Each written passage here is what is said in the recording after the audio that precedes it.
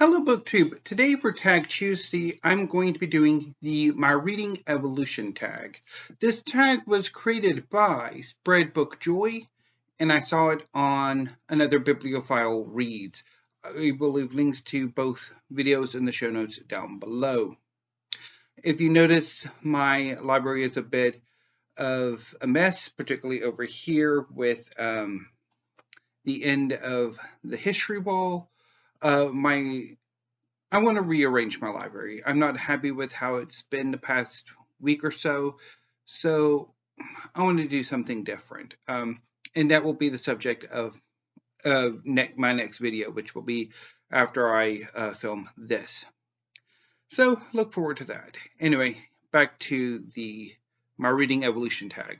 Prompt number 1. What you read, how has your taste in books evolved? So once I moved on from children's literature, mostly like middle grade, say the Judy Blume's Fourth Grade Nothing series, or the Little House books, or the Nim books. My first adult books were mysteries. Sherlock Holmes by Arthur Conan Doyle, Agatha Christie's work, and others.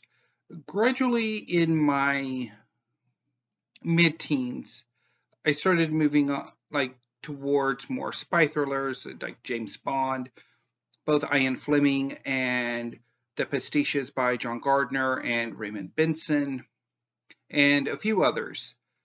And then from my mid-teens, 15, 16, I started to gravitate more towards science fiction and fantasy. I've been a fan of science fiction and fantasy throughout my life. But this is when I started to read it outside of children's literature and comics.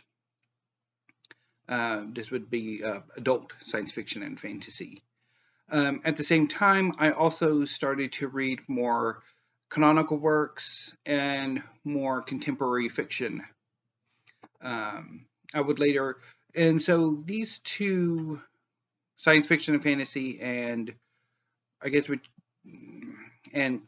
canonical contemporary fiction would be the main focuses of my reading for the next few years as I went into college.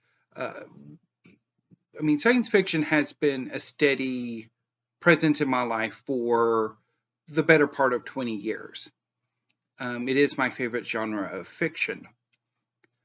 But during my college years, I did focus a lot more on canonical and modern and contemporary fiction, poetry, drama. I was an English lit major, so a good chunk of that I did read for class. But a lot of my independent reading was also classics, canonical, modern, contemporary fiction, poetry, drama. This lasted largely until the end of my college career, when science fiction and fantasy became my dominant reading, what I mostly read.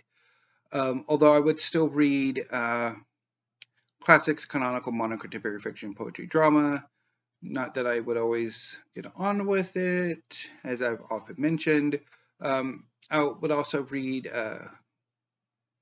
some nonfiction, largely history, for research purposes. It wasn't until relatively recently, 2020, that I really started to fall in love with history, nonfiction in general, but mostly history on its own merits. And that's when I got the history ball, or the beginnings of the history ball. And most of the fiction I read, whether it was science fiction and fantasy or other genres, started to really decline. I didn't really enjoy them all that much. And that's been true for the past few years, as my reading tastes have turned more to nonfiction. Now, I've neglected comics and manga, which could probably be its own separate video, but in a quick sketch, I started reading comics when I was in um, maybe 7 or 8, and I had a small collection from then until about 16. Um, Largely because by that point there weren't that many. There wasn't really an easy avenue to get comics. Comics no longer appeared in on newsstands. You'd have to go to comic shops. The local comic shop in where I live is a bit of a drive and isn't necessarily the best part of town. It's improved since then, but yeah, so I gradually fell out of comics by the time I was 16 and then got back into them during my brief graduate school career, and then again a few years later, and then fell out of them again. And I largely just occasionally um, read collections of comics. Manga, I got into, like, I've been into manga twice.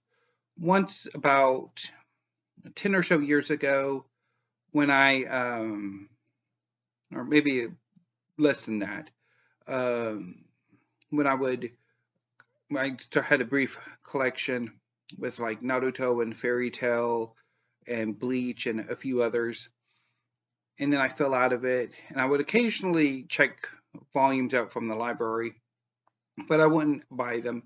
And then I just recently got back into them a few years ago, and I've since started a collection that has gotten quite large, which I will talk about in my next video, since where exactly I'm going to put my manga is one of my headaches at the moment. But that's basically how my tastes have evolved. Right now, I'm really enthusiastic for history. Um, Poetry has made a comeback. I'm still whatever my reading relationship is with literary fiction or contemporary fiction. Science fiction, fantasy, I'm down on, which I wish I wasn't. I wish I enjoyed it more than I do now. But anyway, and I'm right into manga, although I don't know. It's something I need to think about. I mean, when I read manga, I absolutely love it, but I don't know.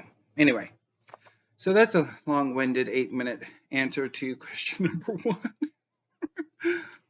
Okay, question number 2, or prompt number 2. How you read. Has the format of your reading changed much? No. I still read exclusively on physical copies.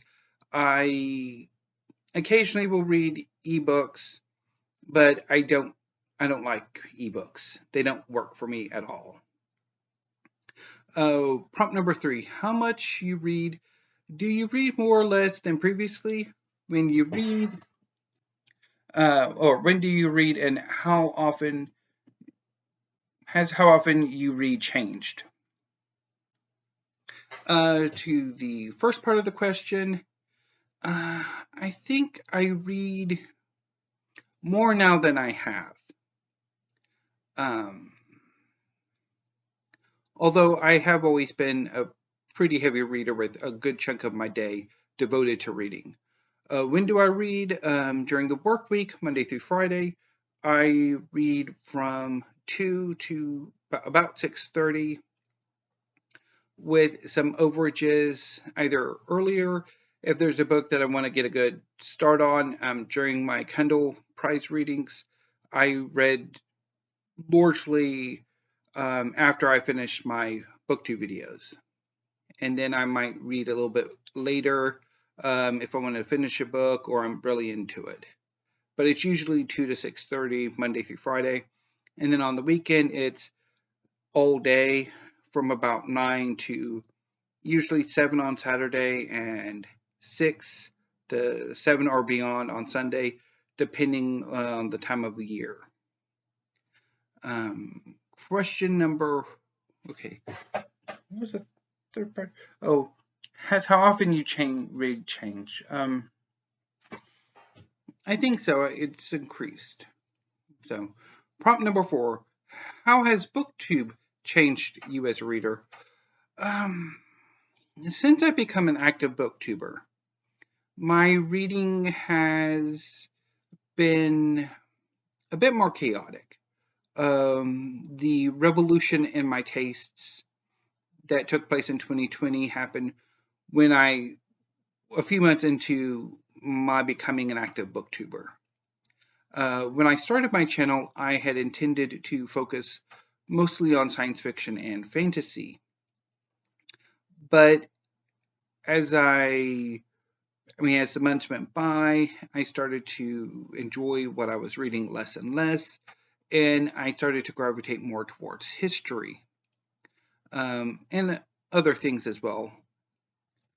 But I think even before I became an active Booktuber, Booktube had an effect on my reading. A good portion of this corner of Booktube, the focus is on literary fiction as well as canonical works.